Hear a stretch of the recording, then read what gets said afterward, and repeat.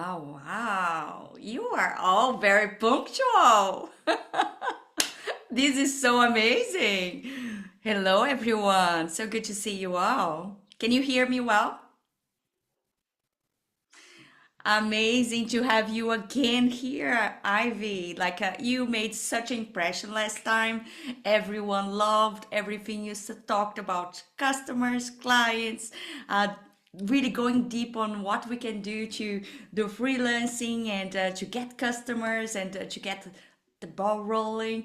And I'm really excited to see what you bring today. Today, I hope I answer lots of questions. I hope you come with questions. Otherwise, I'll talk about lead generation tactics. Ooh, that sounds also very exciting. So I see here Karina, Nando, Sham, um, Ansvini. So welcome to this session. And yes, so Ivy wants questions, but it's still, I think it's a good time for her to present herself to you again, for those that were not here last time, and just tell a little bit to everyone, Ivy, what you have been doing, how you have been doing, and how you have been helping a bunch of designers out there get customers and get clients and monetize. So let's see. Well, for those of you who don't know me, my name is Ivy Malik. I'm the creatives business coach. I've been in business for about, I lose count, but it's over 19 years by now. And every 3 years I change the numbers. So it jumps from like 15 to 19. But here I am. Before I did this, which is business coaching, I actually was a restaurateur. So I had a restaurant for 10 years on Brick Lane in London, and I had a Swedish restaurant. So I've done the pivot. I know how to change from where you once were to where you are now. I've done that journey before. So if anyone has any questions around that, we can even talk around those topics. Mainly, I help people grow their business so that they can fall back in love with their business. A lot of creatives, they feel undervalued, they feel like they're undercharging, people don't take them seriously, and then they fall out of love with the business. I want you to fall back in love with it because you do love what you do, and I want you to be able to create businesses that basically lets you do exactly what you want to do. That's me in a nutshell. That's amazing. If you have not watched the last session we had with Ivy with all of these tips, you can check it also on YouTube, but I will add the link to the email from our today's session together with the review of this one. So, anyone wants to start asking Ivy questions or should I start? Let's check this chat here. So a lot of people get a little bit overwhelmed with what to ask. Last time we talked about, I think we talked about niching and market research, how to get clients. And the question with how to get clients always starts with, well, who are your clients? And we ran it a bit like a workshop. So if you wanted to get involved, that will make you get the most out of the session. I see a lot of you don't have your cameras on. If you want to put them on, then it's also really engaging for me and for everyone else watching. So with finding clients, we usually start with, well, who are they? What do they do? Where do they hang out? We need to understand them. And only once we understand them are we able to actually start attracting them. Either you need to go out and get them, which is outreach, or you're going to attract them, which is you getting the clients coming to you. And you can only attract them if you understand what they want, what they need, what they desire. And at the back of that, you then produce marketing. And if you want to go down the marketing route today, we can talk about some lead generation strategies, what would work for what kind of client and specific questions. I can literally give you suggestions or coach you through some scenarios that you have throughout today, if that's what you want. But Carla, I'm sure you have loads of questions. Oh, I always have questions, but I also really I admire and enjoy the idea to do the lead generation thing because I see that it's quite a complicated thing. Just today, I saw another designer have a problem with it. He's never gatekeeping his ideas and his content and what he knows. So he's creating posts, he's doing a bunch of little ebooks, and he's offering it for free without anything in return, or like a lot of people, you follow him or you also subscribe to his newsletter. That is actually the main goal, right, of a marketing and so on. But for the first time this week, he did kind of a lead generation thing that was like, okay, if you want to know more about this, go to this page and get this PDF. And one of the reactions in the comments was like, okay, so you don't gatekeep the conversation or your knowledge, and I know you had a lot of trouble getting the knowledge and everything, but now you want me to subscribe to get this content. So which is, Mm. like that thing, it's a little bit bittersweet, right? Because you want to give it and you want the email back, and of course you can subscribe yourself and unsubscribe at any time, but it's a hustle for the user that wants the thing, but oh yeah, I have to register and then I have to unsubscribe. And it's also a hustle for the one creating the content, creating the ebook. And that is a bunch of hours, I am sure. Like, it was not easy, it was not simple to put all the material together, and for sure is valuable. But now, since you are here, I want to hear from you. What would be the right way to communicate, and also to make others to not expect always to have things for free all the time? Mm. Okay.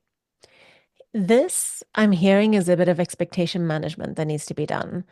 I believe that everything that you need to know is available for free. Strategy is free.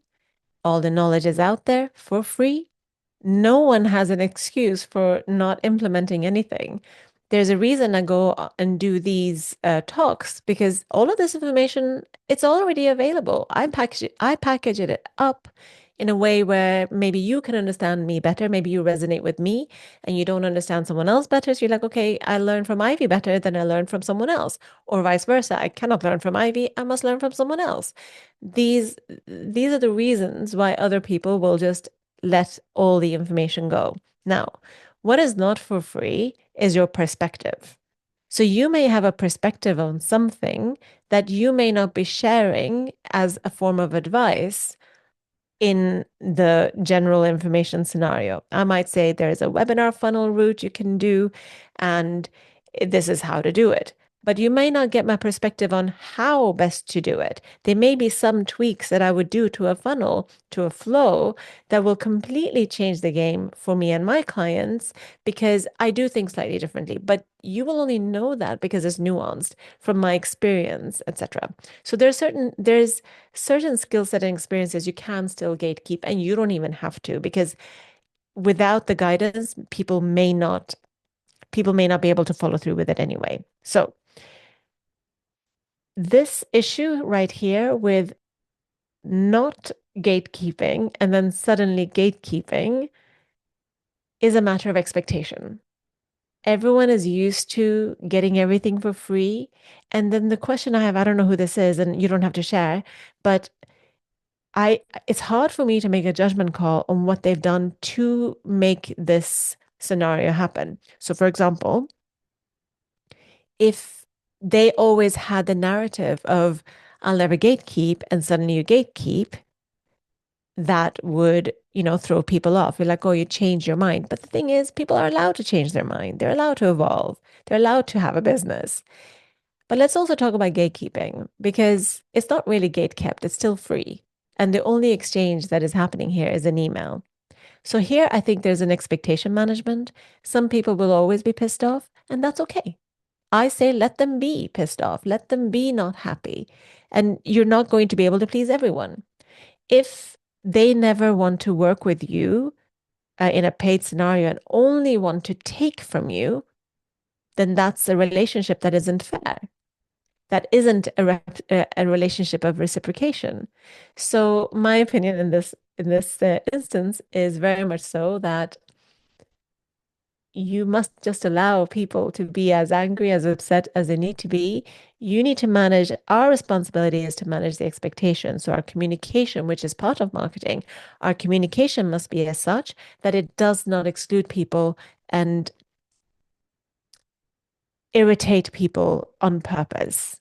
So we can do our best to be kind and to make people understand. Does that give you, I mean, that's my perspective on it, Carla, but is there anything in particular that you want me to respond to? No, I think that's it, Cheryl. Like, that sometimes we have to experiment. Sometimes we have to see what works or not for our business. And not everyone will be happy all the time. So we should Mhm. not be kept from doing the things we want to do because one or two people or even more, maybe it's 1% or 10% of people get annoyed. But now I see some questions on the Mm. chat. So Karina was asking here,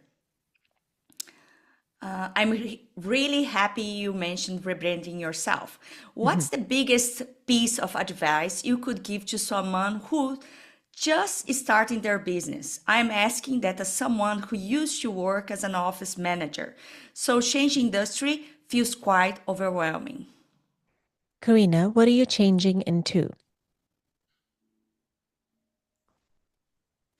Can you hear me You, now?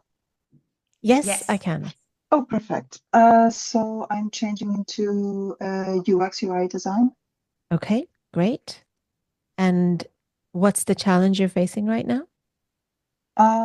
Everybody says it's easy to find transferable skills in something as generic as I did before, but I have a problem where I don't see that, and I need to show people my portfolio, which is like a solid thing I'm physically do. I mean, physically, digitally, but doing. But it's difficult for me to find those transferable skills that everybody's talking about to showcase them to the Okay. clients. Um, so when you're talking to me right now, you're talking to me as an employee. You're not talking to me as as a business owner. Business owners don't need to talk about transferable skills. They don't need to prove their skills to anybody. They need to just show that they can solve the problem of the client. That's it. They don't need to prove that they have leadership qualities. They don't need to prove that they can organize their business really well. These are not important to them.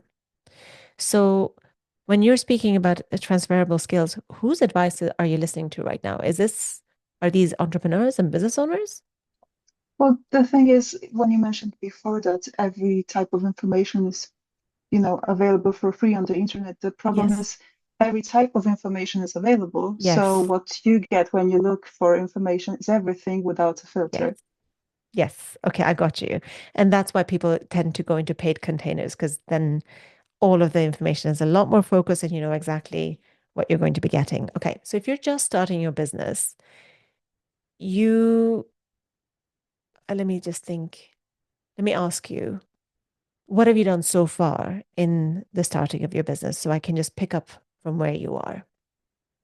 Oh, I'm very green at the moment. I'm setting up my portfolio basically. So it's like I did like very tiny things for private individuals, but not companies, like tiny, tiny jobs.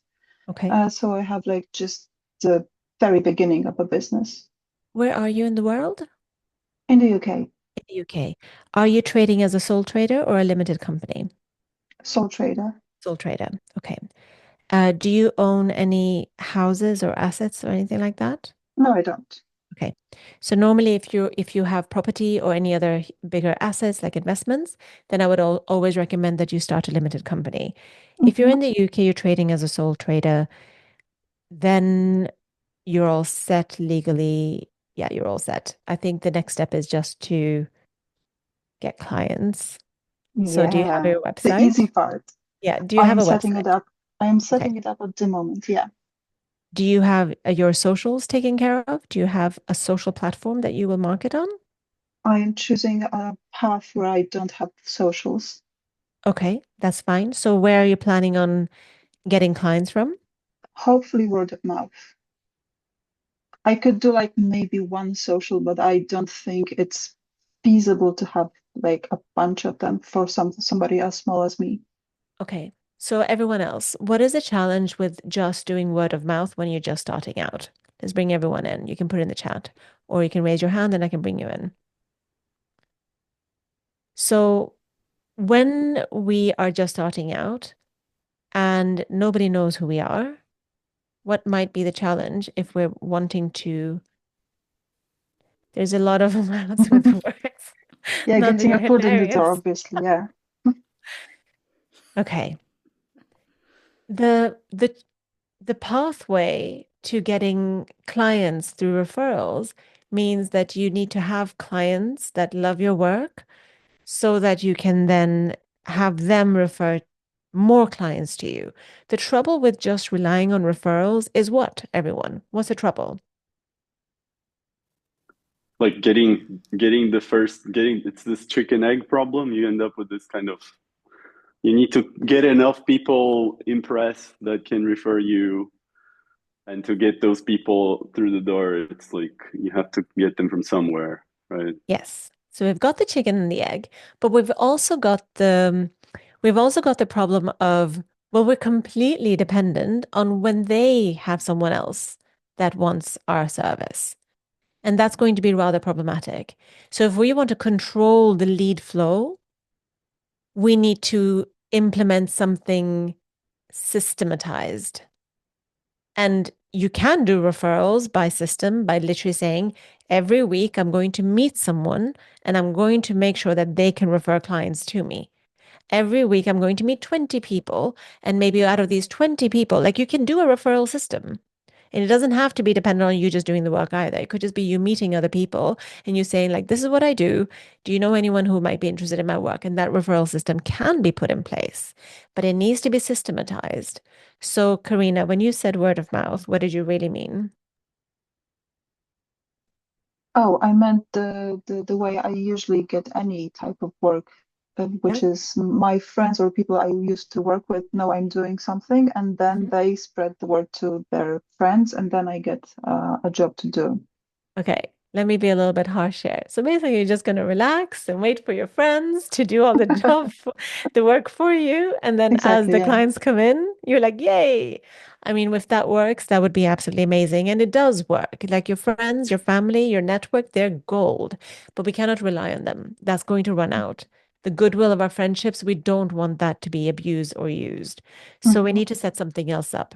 Now, for your business, because you're just starting, you need to identify who you want to work with. Even if you don't want to be niche, you may be too early to niche. Just for the sake of getting focused, let's forget about niche for a second. Just gain Uh-huh. gain a little bit of focus so that you can understand a segment of the audience, so that you can figure out, what do they need? Okay. How do they talk? Where do they hang out? Let me discover this group of people and let's figure out whether I can get some clients from here. So, websites are great to have, but if it's going to take you time to have a complete website, I mean, this is going to be important for you, obviously, because you work in UX, UI, you'll want to exhibit how well you've done your own. But while you're setting up, have a really killer holding page. That's it. And the killer holding page means Okay. keep it simple, make it with good copy, have one large button, not, make it a nice looking button, which literally says, you can book a call with me, or Mhm. book me for whatever. But I'll tell you, is it uncommon? There is an agency that I wonder if it is uncommon. I'm not sure. There is an agency that is huge, really well known. And I use this example quite often, and I always forget the agency's name. But for, I don't know, decades now, they just have a holding page. Now they do work off of referrals, but their work is killer, and they use an award strategy. They're in awards, they're in the media, they're using traditional media to become known and selected and chosen. But you can survive without a website. I mean, I can see the fallacy of my initial idea about this, thanks to you. So thank you so much for your honesty. But from what I understand, what you said, it's basically, I want to be Madonna, but nobody yet knows who Madonna is. So we have to Yes. make Madonna known, right? Yes. I mean, your agency example was exactly that, right? Agency is Madonna, everybody knows Madonna. You don't have to advertise Madonna, right? Exactly. Yeah. I am not even Lady Gaga yet. But you can become one day. So that's all good. So Next steps would be get your holding page up, know who you want to reach out to, because at this stage, it sounds like a outreach strategy might actually be good for you because marketing takes time. If you want to gain clients quickly, I would literally go out and get them. It really depends on your scenario. How much cushion do you have? Do you have 3 months to implement a marketing strategy to see the results of it? Great. Do you have money to throw on ads? I don't recommend it. But if you do, then you can use an ad strategy. But ads do require knowledge about who you're trying to work with, because otherwise they'll be like, oh, the ad did really well, got lots of views, but it was not effective. So we need to have some sort of marketing knowledge before we actually spend some money like this. Okay. Um, I don't want to go through the whole startup of a business. Does this give you a few things to do to get things going? Amazing. Another question, how to manage clients' expectations when they hear designer but think about tasks that are more programmers or artist jobs? Karina, oh, that's you as well. That's me. Yes, sorry. I mean, even with friends, I tell them I can do UX UI design, and what they think is I am a programmer because they think of jobs for them that are actually programming, but they somewhat just conflate everything into one big ball of the same type of job. So usually with graphic designers also, because a lot of people in the design are from other industries and they can do a lot of jobs, but technically my job is like the middle part and everybody expects the front and back as well. Yeah, I think I'm going to throw this question off to Karla. This is your area, I think. I always say, can you explain UX UI? All of my UX UI clients, I'm like, explain to me what UX UI is. They're like, it's this, and they never explain it. I'm like, the person who's buying from you may not have the deep knowledge that you have. You need to be able to communicate to them. So, Carla, I'll hand this one over to you.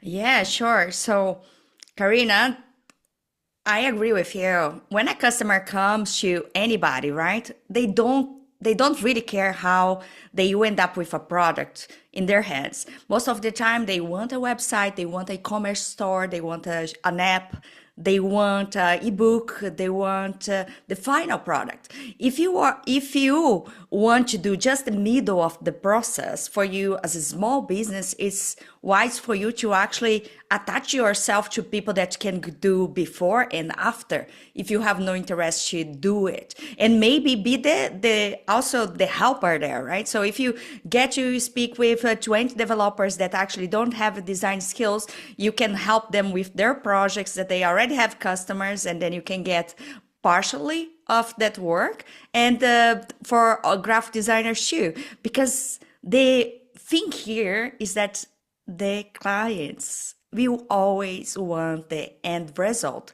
and that involves other people, right? And this is exactly why when I started to be a freelancer in 2006, I already had all the skills. So I did do graphic design, I did do web design, I learned HTML, CSS, and how to code in several languages.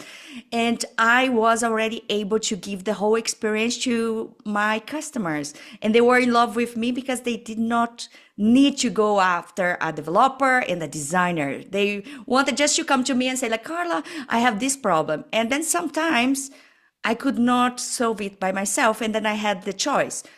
Do I go after someone I trust to do the development, or do I learn how to do it, or I just refer this customer to someone else that have the capacity, right? So you have to find yourself what is the best place for you. Do you want to keep in the middle? I will tell you, it will be a much smaller amount of customers that want someone exactly for just a specific thing, because the way you are speaking about it, it sounds more like that you want to be a freelancer for companies and not really leading directly with a small business.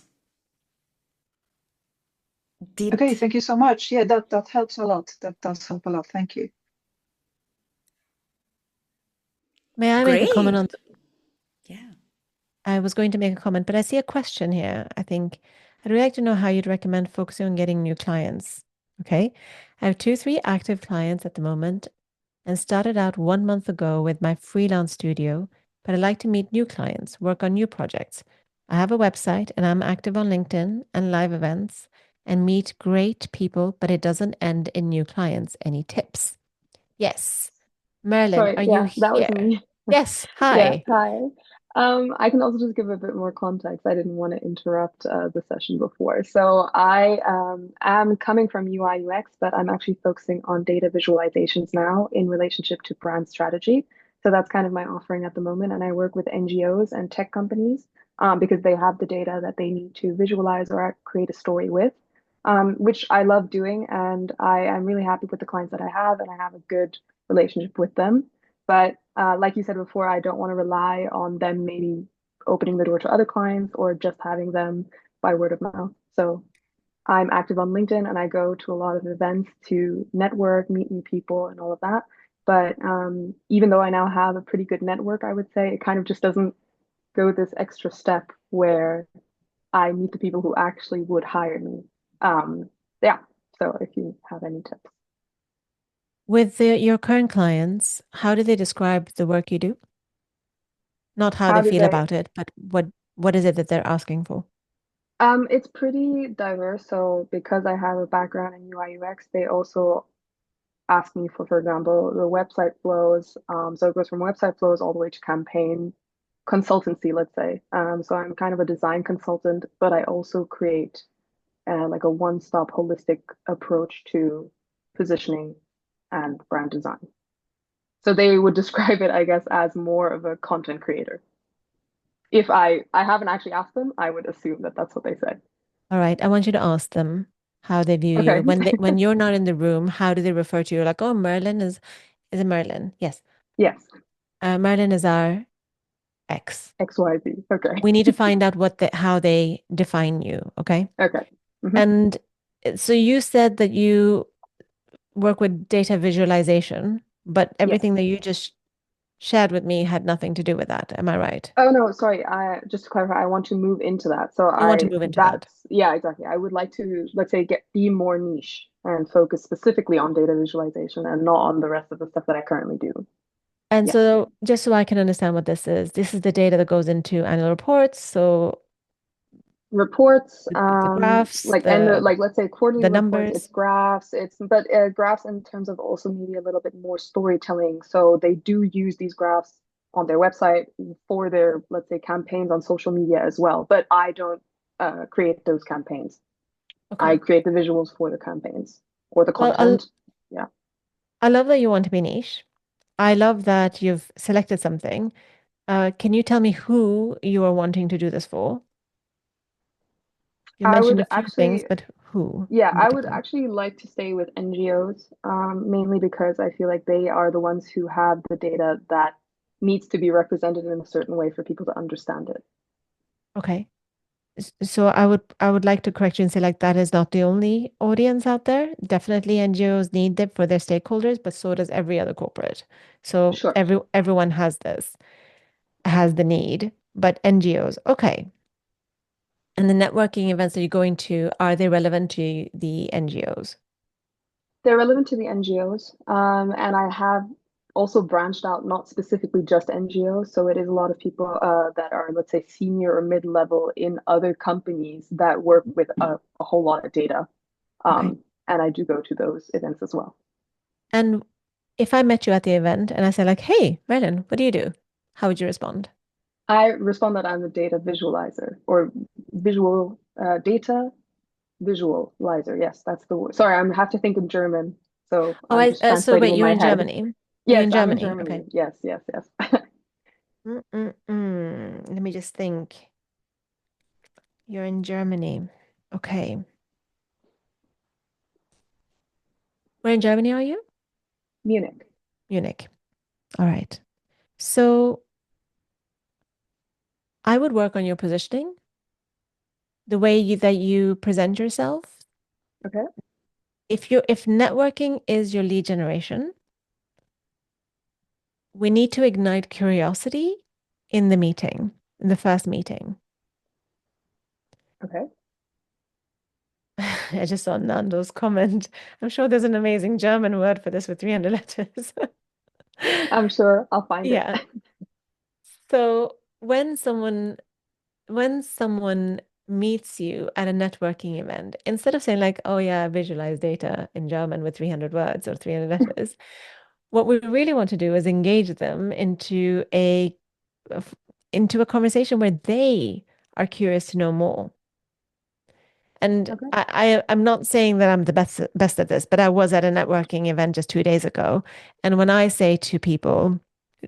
when I say to people, I help my clients fall back in love with their business, their eyes light up and they're like, oh my gosh, why have they fallen out of love? And then I get to talk about how all my creatives, they feel like they're undercharging, undervalue themselves. I get to talk about the pain points that they have without me saying, I help people who are in these kind of pain points.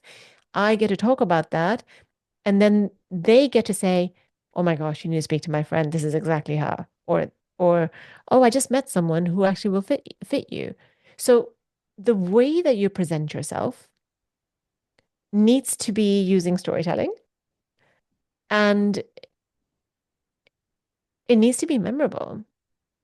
And it's not interesting. Oh, yeah. So if I have a graph that I need to get visualized, I'll call you. But it's not that, right? If I want to communicate how much profit I made in this year from this one product and how much it increased, I make that easy to understand through the graphics that I create. That's what you do. You make things, you simplify numbers so people don't skim over them. So you need to find some way to communicate what you do so that people ask you more questions. And then we also need to find out, I would do some market research with the audience of where you're wanting to niche and say, well, what is the biggest struggle they have? Because then I would probably say, well, I help NGOs who have this big struggle to not have that big struggle. And then you just kind of go like, oh my gosh, that is me. We need to talk. That's how you do the networking. If you're there to just chit chat, make friends, talk about each other's businesses, you can do that. But it won't amount to anything if you do not know how to communicate in a way where they are curious about you from a point of need. And in order to make that curiosity, we need to understand who they are and what they actually need. Yeah, yeah, thanks. That makes a lot of sense. Okay, but was that did we answer your question? Yeah, yeah, for sure. Okay. So what's your action step? My next step. Well, I'm going to an event tomorrow, so I guess I'll have to do my research today on the problem and create my own little hook to sell Connect with me on myself. LinkedIn and tell me how it For went. sure. I'd Yeah, love to will know. do. Thanks. Okay, cool. All right. Is there any other question, Carla? I've been focusing on Marilyn, so I haven't looked. So I don't really see another question. We have 5 minutes just to oh yeah, and like someone told me that these events are too short. And yes, indeed they are. They are too short, but we would love to have sponsors. And then we can make them longer, right, Ivy? So I really actually feel very glad that Ivy is here for the second time, donating her time and speaking with you all and giving ideas. And so this is really precious, and it's a way to give back to the community. And it's short, yes, but let's take advantage of it when we have the time, right? So I soon see it the went. timer. I see Yeah, the there is a timer up. timer. Yeah, so wait, is that the timer? And after that, when it just cuts, right? May I make one Yes, small point before we finish? sure. Yeah, Okay, I go for want you it. all to do an exercise. So this is going to be like a 2-minute exercise. And I want you all to take part. And this will show the discomfort you'll be in. And this will show me, it'll just show me lots of stuff. So I want you to go into the chat and tell me what you charge at minimum. And it doesn't matter what you're answering. You can say, for this, I charge this. Okay, so per hour, per project, or Yep. Per day, per project, per hour, whatever it is, just tell me. And if you don't want to share it publicly, which I'm like, come on, 500 per small project. Okay, great. I won't say the name because this is the chat doesn't go into the recording, right? No, it 120 per doesn't. hour. Okay. So I want to talk about freelancers for a second. I want you all to kind of ditch freelancing. Just ditch it. It's holding you guys back. You charge by the hour, you charge by the day. I want you to move into acting like a business.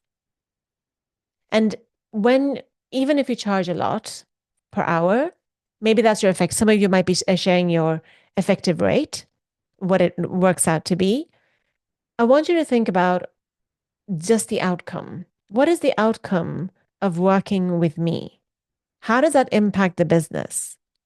And then look at, you need to know your floor, your pricing floor. I think I'm releasing a video actually on my YouTube on tomorrow. It's coming out.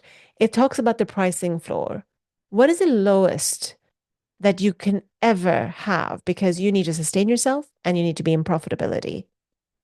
That effectively is your hourly rate that you are at cost. Then you go into profit. And I never say charge hourly, but you kind of need to know how long something takes. You kind of need to know how, if it takes you 10 hours, you're like, okay, if I'm 50 pounds an hour, that's 500. Great. 500 is my floor for this project, but don't charge 500, charge 1,000, charge 1,200, charge 3,000, charge 20,000. All of these prices are okay. So I want you to leave the freelancer mindset. The moment someone sees freelancer, they think you're an hourly or that you're by the day. That's just my advice for today. Take it or leave it. Any quick fire questions? We got 1 minute pretty much, and then there's a wrap of 40 seconds. Yeah, well, I agree with you. It is like, I work with design since 94, and I have learned how long it takes everything to be built. This little design, this little banner, this whole website, a landing page, and I charge per hour, knowing that I will take much less time too, or like that I will be very effective on those things, right? So really just for small projects, and this should be really taken into consideration when you are starting your business too, like maybe charge for the project, for like the transformation, the outcome, what you are supporting the business with. We have less than a minute, and that was amazing again. Ivy, thank you so much for joining us today. Thank you for having me. You guys are all brilliant. Keep up the good work. So you received the recording of this one, and I am going to be in London next week at Create With. So if you are in London, come join me. I really would love to meet Ivy in person too on a Friday for lunch or so. But let's see how it goes. If you are in London, come see me at the Create With conference. It's a conference for no code and designers and everyone that's doing their own business in London from 2021. I have a workshop, and 22 is the conference. So join me. And everyone, thank you so much